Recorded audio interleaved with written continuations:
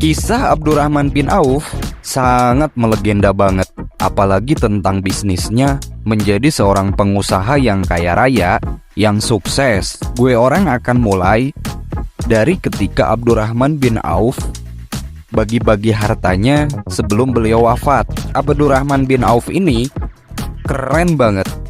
Beliau membagikan hartanya kepada sahabat Nabi yang pernah ikut perang Badar. Masing-masing sahabat mendapatkan 400 dinar emas. Kita orang bayangin, sebanyak 400 dinar emas itu kalau dirupiahkan jadi berapa?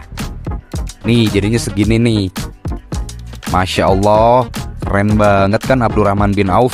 Sekarang lo orang bayangin, yang ikut perang Badar waktu itu berjumlah berapa orang? Di dalam sejarah sih tercatat 313 orang kan yang ikut perang Badar waktu itu. Sekarang kita orang kalikan 400 dinar emas dikali 313, itu berapa bro? Nih jadinya segini. Nah kalau dirupiahkan jadi berapa? Ini keren banget. Kisah ini sangat melegenda di kalangan masyarakat Indonesia, terkhusus masyarakat dunia. Betapa suksesnya Abdurrahman bin Auf membangun bisnis dan menjadi pengusaha yang kaya raya. Meskipun sudah dibagikan harta-hartanya kepada warga Madinah, jadi nggak hanya kepada sahabat yang ikut perang Badar saja yang mendapatkan masing-masing 400 dinar emas tadi, tetapi masyarakat Madinah kala itu mendapatkan juga harta dari Abdurrahman bin Auf. Lo bayangin deh ketika Sultan bagi-bagi kayak gimana. Nah, Abdurrahman bin Auf masih mempunyai 1000 ekor unta. Bayangin deh, 1000 ekor unta kalau diuangin itu jadi berapa? Kemudian 100 ekor kuda dan 3000 ekor kambing, teman-teman. Abdurrahman bin Auf mempunyai juga 4 istri, dan masing-masing istri beliau diwariskan 80.000 dinar. 80.000 dinar kalau dirupiahkan jadi berapa nih? Nah jadinya segini. Tidak hanya itu, masih ada lagi tuh sisa emas dan perak yang jumlahnya sangat banyak. Kemudian dibagikan ke keluarganya yang lain. Jadi sebelum Abdurrahman bin Auf meninggal, beliau bagi-bagi dulu tuh. Dibagikan hartanya semua, diwariskan kepada istrinya, kepada keluarganya, dan dibagikan kepada masyarakat Madinah. Abdurrahman bin Auf masuk ke dalam 10 sahabat yang dijamin masuk surga oleh Rasulullah, bahkan oleh Allah Subhanahu wa Ta'ala, dan termasuk sahabat As-Sabiqun Awwalun yang menerima Islam dengan sangat yakin, yaitu 2 hari setelah Abu Bakar. Abdurrahman bin Auf itu didakwahinya oleh Abu Bakar juga loh. Abdurrahman juga adalah suami dari saudara seibu Utsman bin Affan. Jadi masih saudaraan lah, circle-nya para pengusaha banget lah. Nah, ditulis dalam buku Khalid Muhammad Khalid, sangat jelas digambarkan jika Abdurrahman bin Auf itu adalah sosok pengusaha muslim yang kaya raya. Kekayaan harta dan aset miliknya bisa dikatakan sampai triliunan, karena secara bagi-bagi hartanya pun miliaran ya Abdurrahman bin Auf itu.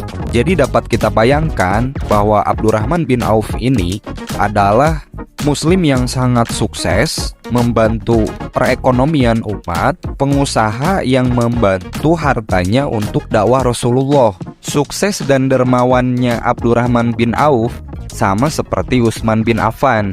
Abdurrahman bin Auf ini sangat fokus mengejar keberkahan dunia untuk bekal di akhirat.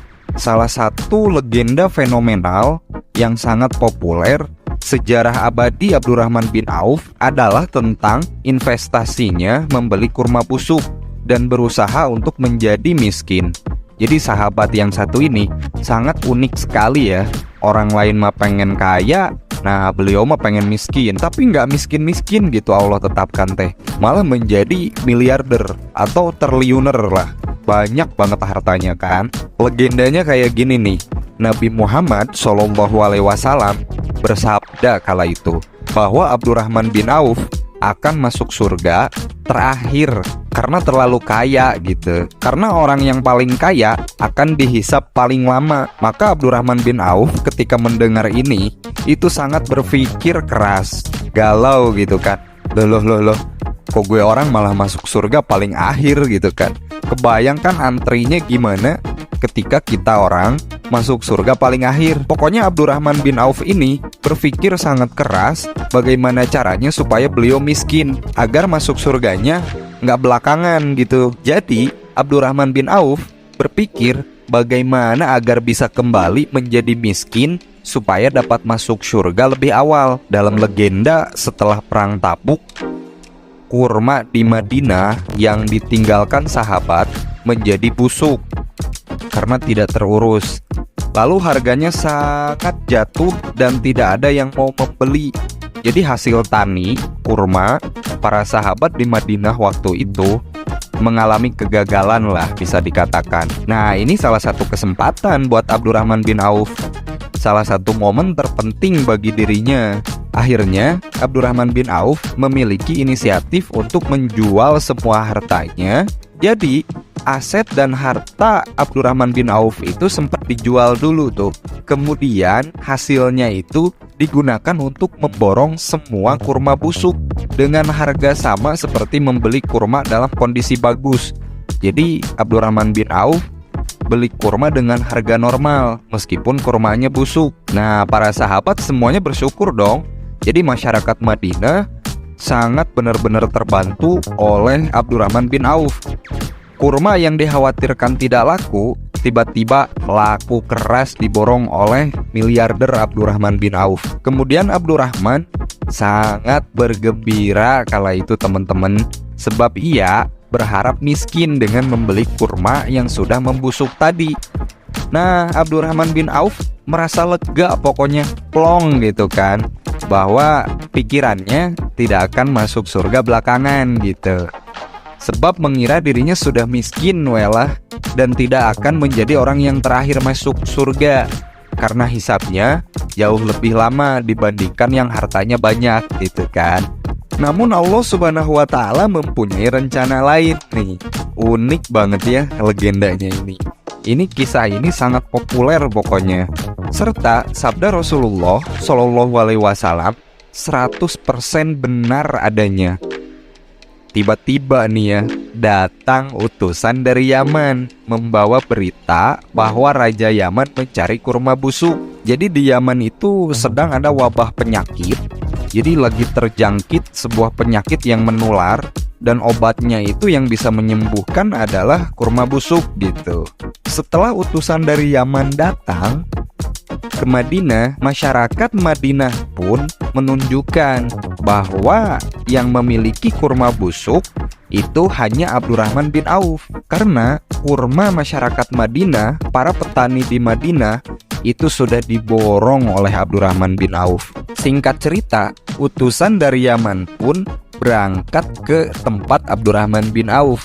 Setelah bertemu Abdurrahman bin Auf, utusan raja dari Yaman pun menjamin bahwa akan memberikan harga yang lebih mahal daripada kurma yang bagus. Karena memang lagi sangat membutuhkan banget gitu kan. Di negeri Yaman itu sempat terjadi negosiasi dan bahkan panjang obrolan ya dengan Abdurrahman bin Auf. Singkatnya, karena Abdurrahman pun orientasinya adalah mencari keberkahan, ridhonya Allah, mardotilahnya Allah, membantu sesama manusia, gak pandang itu Islam atau bukan. Yang penting pokoknya Abdurrahman bin Auf hidup dalam keberkahan dan ridhonya Allah. Akhirnya Abdurrahman pun menjual kurma busuknya itu dengan harga jauh lebih mahal dari kurma yang masih bagus kepada utusan Raja Yaman. Orang lain berusaha keras kan jadi kaya. Nah, sebaliknya Abdurrahman bin Auf mah berusaha kerasnya itu menjadi miskin. Tetapi Abdurrahman bin Auf selalu gagal, bahkan malah menjadikannya terus makin kaya raya dengan harta, dan hartanya abadi sepanjang masa karena digunakan untuk menolong umat.